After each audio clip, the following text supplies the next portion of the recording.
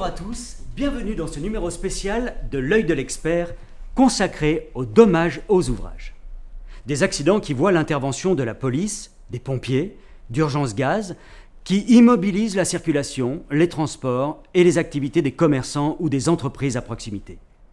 Des conséquences financières aussi, plusieurs centaines de milliers d'euros pour la collectivité et surtout autant de mises en danger de ceux qui sont sur le chantier, qui habitent ou travaillent à proximité et des conséquences dramatiques pour les blessés et aussi pour leurs proches. Même si les explosions et les drames sont fort heureusement rares, chaque victime vous dira « cela ne doit pas être rare, cela ne doit pas arriver ». Alors, comment éviter ces situations à risque? Comment protéger les intervenants et toutes les conséquences de ces accidents? Nous avons enquêté, remonté la chaîne des actions engagées, du responsable de projet à l'exécution de travaux, maîtrise d'ouvrage, exploitants de réseau et entreprises de terrassement, tous sont concernés. Regardez plutôt notre premier reportage et identifiez les points qui auraient pu être améliorés. C'est parti. 10h du matin, rue Renoir, la pelleteuse est à l'œuvre sur le chantier, quand soudain, c'est l'accrochage. Le réseau de gaz vient d'être percé par le godet. Retour sur la chronologie des faits qui ont amené à cet accident. Il y a quelques mois, la maîtrise d'ouvrage qui est responsable de projet a lancé un plan de renouvellement du réseau d'assainissement. Merci à vous d'être présents à cette réunion. Nous allons aborder le programme travaux de l'année. Nous avons un chantier important rue Moulina, 400 mètres d'ouvrage à renouveler. Rénal, je te propose de lancer les études dès aujourd'hui. Bien sûr. Nous ferons un point la semaine prochaine. Pas de problème. Une première tranche des travaux débute. Le chargé d'opération ouvre alors le dossier administratif du chantier et fait la DT, la déclaration de travaux. Accès au site de déclaration, définition de la zone d'emprise des travaux, nom du concessionnaire, etc. Une semaine plus tard, il reçoit les réponses des exploitants de réseau et constitue son dossier. Allez, on est bon, j'ai reçu mon récépissé d'été, je viens de l'imprimer. Voyons voir, le récépissé, on est bon, lire et comprendre un plan. Pas de soucis avec ça. Et les plans, ils sont... On est tout bon, je vois l'entreprise tout à l'heure et je vais pouvoir leur donner tout ça. Un dossier transmis ensuite à l'entreprise choisie pour exécuter les travaux. Merci. Venez, on va regarder ça ensemble. Alors, on a reçu donc, le récépissé de l'été. Oui. Voilà, moi je vous passe des détails rapides, mais bon, il n'y a pas de choses particulières. Je vous le confie. Eh bien, très bien. Merci. Alors, le dossier... À quelques jours du commencement du chantier, l'entreprise lance la DICT, la déclaration d'intention de commencement de travaux. J'ai créé la DICT et quand j'aurai les réponses... Et la veille des travaux, c'est le moment qui a été choisi pour réaliser le marquage du chantier. Opération qui ne semble pas si évidente que ça. Entre lire les plans correctement, se repérer dans la zone et faire le bon marquage.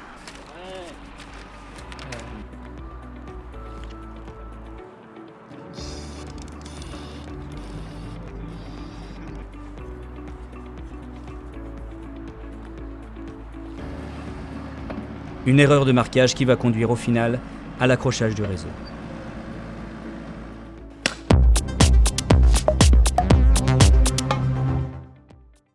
Vous avez vu, l'œil de l'expert a identifié 5 points d'alerte qui ont, en cascade, déclenché cet accident. Première alerte, le maître d'ouvrage, responsable du projet, n'a pas analysé le risque par avance avant la transmission du dossier à l'entreprise exécutant les travaux. Le responsable de projet n'a pas fait d'investigation complémentaire, alors qu'elles étaient demandées sur la réponse à la DT et étaient obligatoires.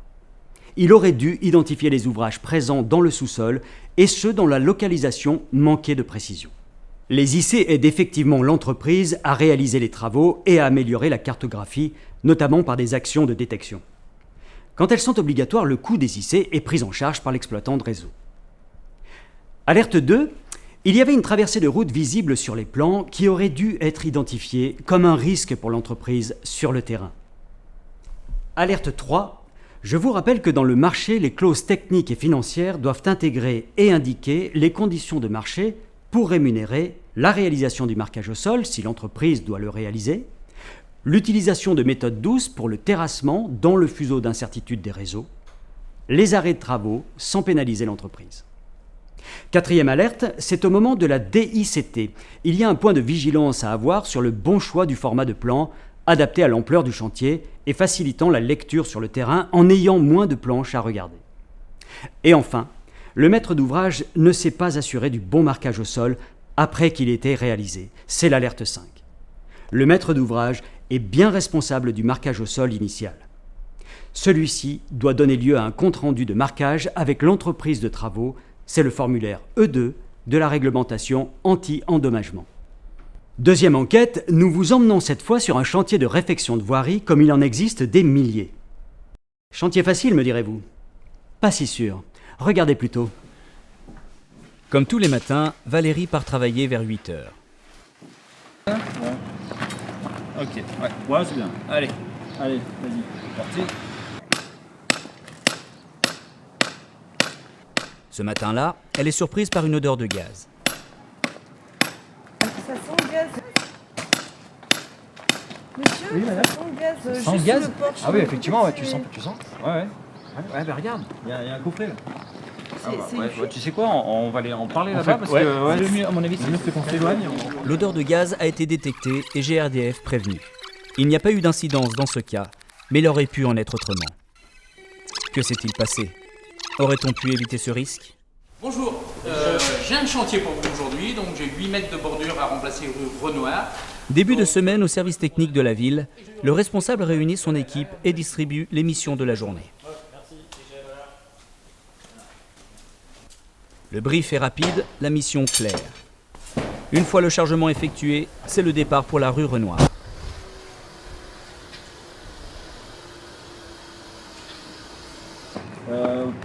On retrouve l'équipe un peu plus tard dans la rue concernée.